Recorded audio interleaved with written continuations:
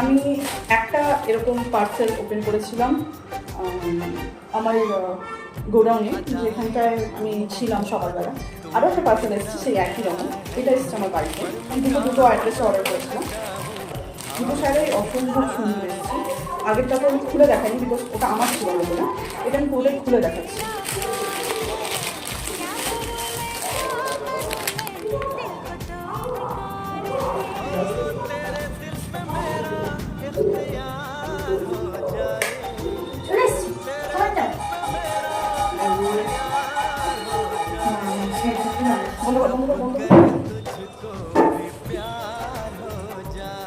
এটা হলো ব্লাউজ পিসটা, বাট ব্লাউজ পিসটা কোনো কারণে ছোটো এসছে।